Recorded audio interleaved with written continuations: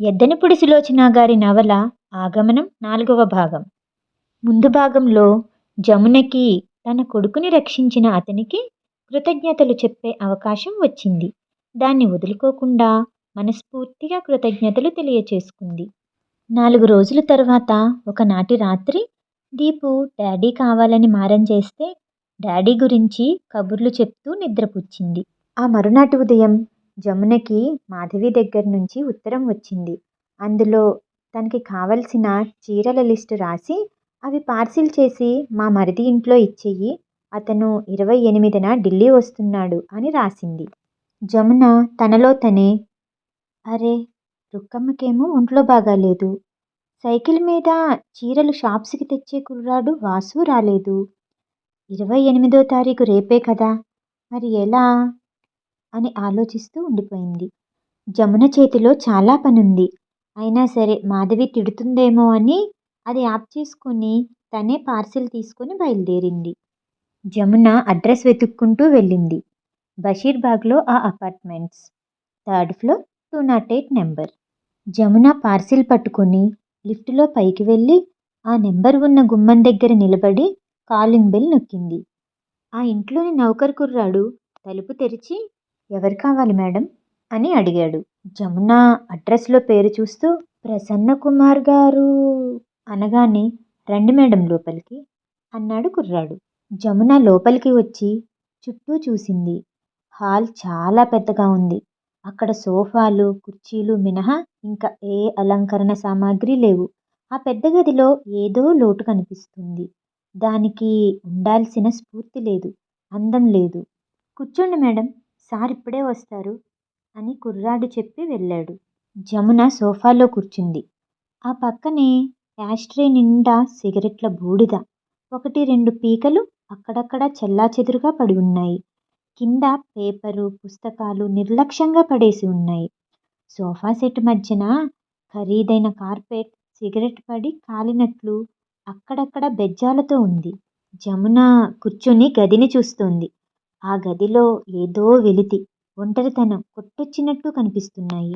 లోపల నుంచి ఒక వ్యక్తి నౌకరు కుర్రాడికి, 6 గంటలకల్లా నేను వెళ్ళాలి, రాత్రికి తిరిగి రాను, రేపు ఊరెళ్ళిపోతానని చెప్పు, నా బట్టలు డ్రై క్లీనింగ్ నుంచి వచ్చాయో లేదో చూడు అని పురమాయిస్తూ వచ్చాడు.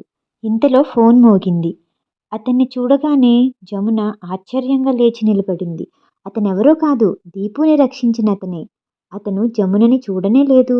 ఫోన్ మోగగానే అటు వెళ్ళాడు. ప్రసన్న హియర్. వీలు కాదు. అరే బాబా, నేను చెప్తే అతను వినడు. Okay, you go to hell. ఫోన్లో మాట్లాడుతున్న అతను మధ్యలో అటు తిరిగి చూశాడు. అక్కడ నిలబడి ఉన్న జమునని చూడగానే నివ్వెరపోయాడు. ఓకే, నేనొచ్చి మాట్లాడతాను అని చెప్పి ఫోన్ పెట్టేశాడు. అతను జమునని ముడిపడిన కనుబొమ్మలతో ప్రశ్నార్థకంగా చూస్తుంటే, నేను అని తడబడుతూ జమున చేతిలో ఉన్న పార్సిల్ చూపించింది.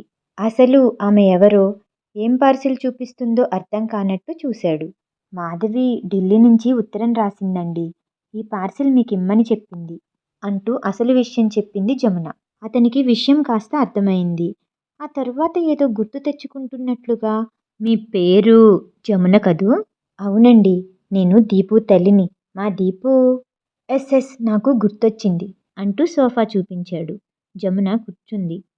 కాఫీ తాగుతారా మర్యాదగా అడిగాడు. ఆహా వద్దండి, నేను వెళ్తాను. దీపుకి గాయాలు తగ్గాయా? ఇప్పుడు చాలా వరకు కోలుకున్నాడండి, బాగున్నాడు.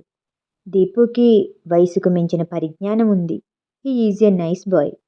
ఆ ప్రశంస వినగానే జమున అవును అన్నట్టు గర్వంగా తల ఊపింది. నేను ఇవి తీసుకెళ్ళి మా వదినికి ఇవ్వాలి, అంతే కదా? జమున అవునన్నట్టు తల ఊపింది. అతను అప్పుడే గుర్తుకు వచ్చినట్టుగా, యాక్చువల్లీ లాస్ట్ టైం రాసిన ఉత్తరంలో మీ దగ్గరకు వెళ్ళి శారీస్ కలెక్ట్ చేసుకొని మా బాబాయ్తో పంపమని రాసింది, నేను మర్చిపోయాను అని గుర్తు చేసుకున్నాడు ప్రసన్న. జమున వస్తానండి అంటూ గుమ్మం దగ్గర వరకు నడిచింది. అతను 2 అడుగులు వేసి వెంట వచ్చాడు. వస్తానండి అంటూ జమున చేతులు జోడించింది. అతను చెయ్యెత్తి వీడ్కోలు చెప్పాడు. ఆ చెయ్యి ఎత్తటం చాలా అలవాటైన పనిలా అప్రయత్నంగా వచ్చినట్టుంది. జమున గుమ్మం దాటకముందే ఒకతను హలో ప్రసన్న అంటూ వచ్చాడు. అతను జమునని చూడగానే ఆగిపోయాడు. జమున గుమ్మం దాటి వెళ్తుంటే తల తిప్పి ఆమె కనుమరుగయ్యే వరకు చూశాడు. తర్వాత ఆశ్చర్యంగా ప్రసన్న వైపు తిరుగుతూ, వాట్ ప్రసన్న, ఇంట్లోంచి ఒక అమ్మాయి వెళ్ళటమా? ఆ? ఇంకేదో మాట జోక్గా అనబోయాడు. అంతలోనే ప్రసన్న షడప్ అంటూ కసురుకున్నాడు. కొద్దిసేపయిన తరువాత జమున అపార్ట్మెంట్స్ ఆవరణ దాటి బయటికి వచ్చింది. బస్టాప్లో బస్ కోసం ఎదురుచూస్తూ నిలబడింది. ఇంతలో ప్రసన్న కారు కూడా అటువైపే వచ్చి దూసుకెళ్ళింది. అదిగో చూడు, నీ లేడీ ఫ్రెండ్ అక్కడ నిలబడింది. ఆ పాప కారాపు, ఆవిడ్ని ఎక్కించుకుని వెళ్దాం. ఫ్రెండ్ అరిచాడు. నోరు ముయ్యరా, ఆవిడ నా ఫ్రెండేం కాదు.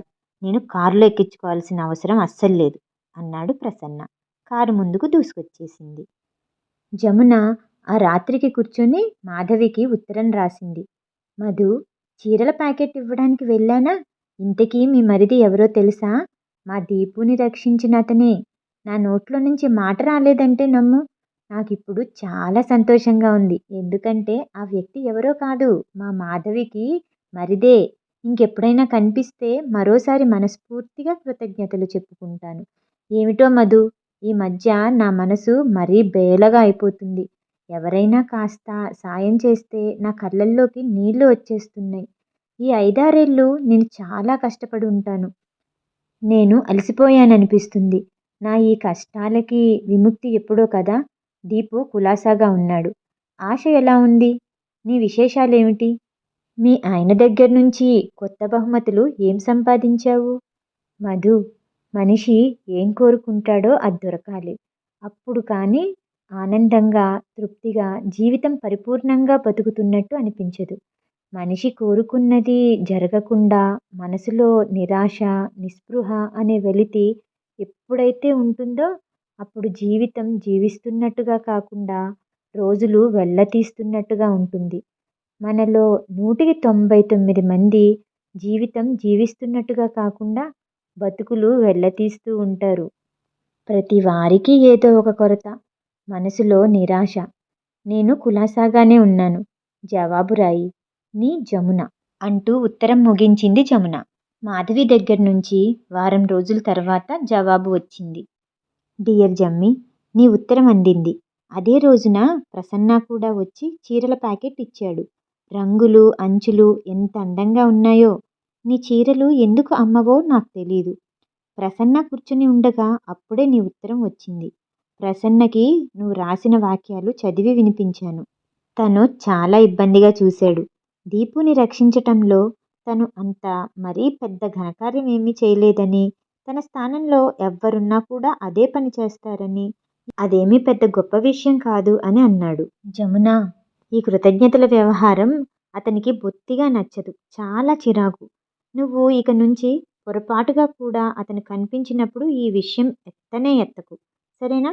నన్ను అడిగితే మాత్రం నువ్వు ప్రసన్నకి ఖచ్చితంగా కృతజ్ఞతలు చూపించాల్సిందే.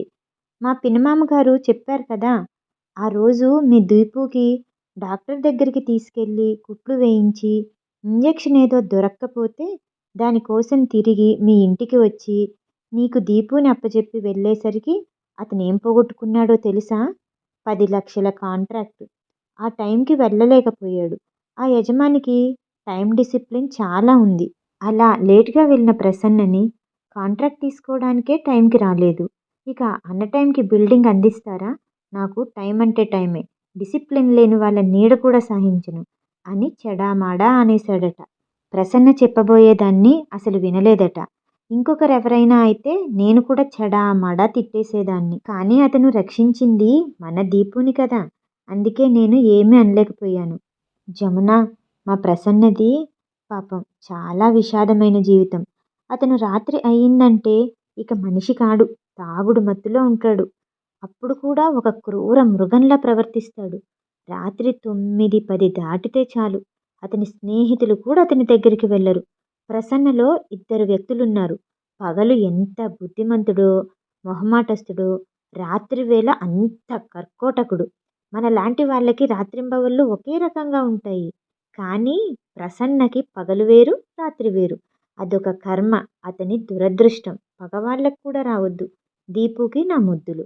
ఆశ కులాస. ఇట్లు నీ మాధవి. జమున ఆ ఉత్తరం చదివి అలా ఆలోచిస్తూ కూర్చుండిపోయింది. దీపు మూలంగా ప్రసన్నకి ఆ కాంట్రాక్ట్ పోయింది. చాలా బాధపడింది. ఉత్తరంలో మాధవి అతని గురించి రాసిన విషయాలు గుర్తుకొచ్చాయి. ప్రసన్న అంటే చాలా జాలేసింది. ప్రపంచంలో ఒక్కొక్కరిది ఒక్కొక్క బాధ. ఏమిటో ఈ దురదృష్టం అని అనుకుంటూ జమున ఆ ఉత్తరం మడిచి చింపేసింది. అతని ప్రసక్తి కూడా ఇక తీసుకురావద్దు అని ఆ ముక్కలు అవతల పారేసింది. అప్పుడే అక్కడికి వచ్చిన దీపు, ఎవరిది మమ్మీ ఉత్తరం? డాడీ రాశారా? చింపేశావు అని ఆ ముక్కలు ఏరుకుంటూ అడిగాడు. కాదు దీపు, వాటిని వదిలే. నేను వదలను. మనకి ఉత్తరం రాసేది డాడీయేగా అంటూ వాటిని ఒక్కో ముక్కని ఏరుకోసాగాడు. జమున నిస్సహాయంగా చూసింది. ఆ రోజున జమున బజారు నుంచి రంగులు కొనుక్కొని ఇంటికి వచ్చేసరికి అతని ఇంట్లో కూర్చొని దీపుతో కబుర్లు చెప్తున్నాడు. జమునని చూడగానే లేచి నమస్కరించాడు. జేబులో నుంచి డబ్బు తీసి జమునకిస్తూ, మాధవి మీకు ఈ డబ్బివ్వమంది అంటూ అందించాడు. ఇంకో కాగితం తీసిస్తూ, వాళ్ళ ఫ్రెండ్స్ ఈ డిజైన్ ఉన్న శారీస్ కావాలన్నారట. ఈ విషయం మీకు చెప్పమని చెప్పింది. సరేనండి, మీరెలా ఉన్నారు? కాగితం తీసుకుంటూ పలకరింపుగా అడిగింది. అతను బాగున్నా అన్నట్టుగా తల ఊపాడు. ఒక్క నిమిషం కూర్చోండి, టీ తాగి వెళ్దురు గాని అని జమున అనగానే మొహమాటంగా అతను, వద్దండి, నేను వెళ్ళాలి అని అన్నాడు. కాదు, మీరు తాగి వెళ్లాల్సిందే. మీరు మా దీపుకి చాలా సాయం చేశారు. నేను మీకు కనీసం ఒక కప్పు కాఫీ అయినా ఇవ్వకపోతే ఎలా? ఆలస్యం చేయను, క్షణంలో తెస్తాను అంటూ లోపలికి వెళ్ళింది జమున. ప్రసన్న తప్పదు అన్నట్టుగా కూర్చున్నాడు. జమున లోపల గదిలో కాఫీ కలుపుతుంది. దీపు తండ్రి ఫోటో చూపించి యుద్ధంలో తన తండ్రి విమానంలో చేసే సాహస కృత్యాల గురించి చెప్తున్నాడు. దీపు తన తండ్రి గురించి ఎంతో ఉత్సాహంగా చెప్తుంటే అతను శ్రద్ధగా వింటున్నాడు. ఈలోపు జమున కాఫీ తీసుకొచ్చింది. ప్రసన్న కాఫీ తీసుకుంటూ, నా ఫ్రెండ్ ఒక అతను బార్డర్స్లో ఉన్నాడు. అతను కూడా మేజరే. మీ వారు? ఆయన పనిచేసే ప్రదేశం నాకు సరిగ్గా తెలీదు. మాధవి కబుర్లు చెప్పండి అంది మాట మారుస్తూ. అతను కాసేపు మాధవి సంగతులు చెప్పాడు. టీ తాగడం అయిపోయాక అతను వెళ్తానని లేచాడు. దీపు ప్రసన్న చాలా క్లోజ్ ఫ్రెండ్స్ అయినట్టుగా బాయ్ చెప్పుకున్నారు. తరువాత ఒకరోజు దీపు స్కూల్ నుంచి ఇంటికి వస్తూ, అమ్మా అంటూ ఆనందంగా చాక్లెట్ బార్లు ఇచ్చాడు. అరే, ఇవెక్కడివి దీపు? కొత్త అంకుల్ ఇచ్చారమ్మా. కొత్త అంకుల్ ఎవరు? అదే, నాకు దెబ్బలు తగిలితే మందిప్పించలేదు. నేను స్కూల్ నుంచి వస్తుంటే కనిపించారు. నన్ను ఎత్తుకొని వెళ్ళి చాక్లెట్ కొనిచ్చారు. బాగా చదువుతున్నావా అని అడిగారు. అలా ఇవ్వగానే తీసుకోవటమేనా? వద్దని చెప్పాలి కదా. నువ్వేగా చెప్పావు ఆ అంకుల్కి చాలా కృతజ్ఞతగా ఉండాలని. ఆహా, చాక్లెట్ తిని కృతజ్ఞత చూపిస్తావన్నమాట. జమున అప్పటికి నవ్వేసినా తర్వాత పాఠం నేర్పుతున్నట్టుగా, కృతజ్ఞత అంటే మనం వారికి ఏమైనా ఇవ్వాలి, అంతేకాని మనం తీసుకోకూడదు. ఈసారి అలా ఇస్తే థ్యాంక్ యూ సార్ అని చెప్పి వద్దు అనాలి. అర్థమైందా? దీపు తెలిసింది అన్నట్టు తల ఊపాడు. జమున చీరల షాపుకి ఆర్డర్ కోసం వెళ్ళింది. ఎంత ఆశతో వెళ్ళిందో అంత నిరాశగా తిరిగి వచ్చింది. ఒక్కోసారి ఈ ఆర్థిక ఇబ్బందులు తట్టుకోలేక జమున ఈ చీరల ప్రింటింగ్ కాకుండా ఏదైనా ఉద్యోగం చేస్తే బాగుండేదేమో అని అనుకుంటూ ఉంటుంది. అప్పట్లో బ్యాంకు లోన్ ఇస్తానంటే స్వయం శక్తితో నిలబడ్డానికి ఇదే మంచి అవకాశం అనిపించింది. కానీ ఇప్పుడు ఇంట్లో పనులు, బయట పనులు అన్నీ తనే చేసుకోవలసి వస్తుంది. ఈ ప్రింటింగ్ పని శ్రద్ధగా చేయాలంటే శారీరకంగా ఎంతో కష్టపడాల్సి వస్తుంది. దానికేం పర్వాలేదు, ఒంట్లో శక్తి ఉంది. కానీ మానసిక కష్టం అంటే కుటుంబ బరువు బాధ్యతలు. జమునకి ఒక్కోసారి భూమిని చీల్చుకొని పాతాళంలోకి పడిపోతున్నట్టుగా అనిపిస్తుంది. ఏ ప్రైవేట్ అయినా చెప్దామా అంటే తన టైం ప్రకారం ఎవ్వరూ రారు. తను ఒకరింటికి వెళ్ళే పరిస్థితి కాదు. ఎంత మనోనిబ్బరంగా ఉన్నా, ఎంత ప్రవర్తన విషయంలో ఖచ్చితంగా ఉన్నా ఈ ప్రపంచంలో స్త్రీ ఒంటరిగా బతకాలి అంటే పాము తేల లాంటి విషకీటకాల మధ్య మనిషి మనుగడ సాధించినట్టే. అయినా సరే జమున అన్నిటినీ తట్టుకొని తన మనసులోని ఆశని చెదరనివ్వదు. ఈ కొద్ది రోజులు ఈ కష్టాల కడలిని ఈదితే అవతల ఒడ్డున ఉన్న ఆ సుఖశాంతులని హాయిగా చేరుకోవచ్చు. భవిష్యత్తు బాగుంటుందన్న ఆశే జమున అన్నిట్లోని ముందుకి నడిచేలా చేస్తుంది. అలా ఆలోచిస్తూ పరధ్యానంగా వస్తున్న జమునని ఎవరో "జమున గారు" అంటూ కేక వేశారు.